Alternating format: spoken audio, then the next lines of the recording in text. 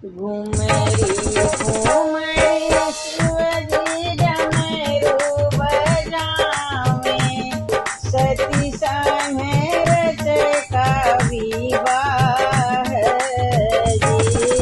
भीतरा से निकली है सती जी की माता, सुनो भोला अरज हमारे जी। अच्छा अच्छा भजना लया शिव भोला, तब रचब सती के विवाह जी।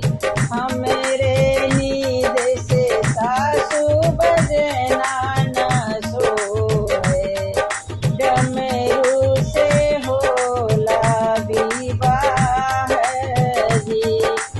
जब तू डमरू बजबा शिव भोला, सब सोची है आइल मदारी जी। सती मन भव सासुई है मादरिया, दुनिया के कवन विचार जी।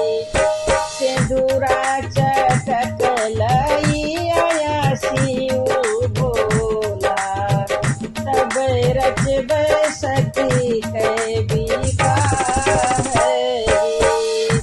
हमरे नींद से सासु सिंदूरा न सोहे, भभूति से होला विवाह जी। जब तुम भभूति लयबा शिव भोला, सब सोची है वजवा फकीर जी।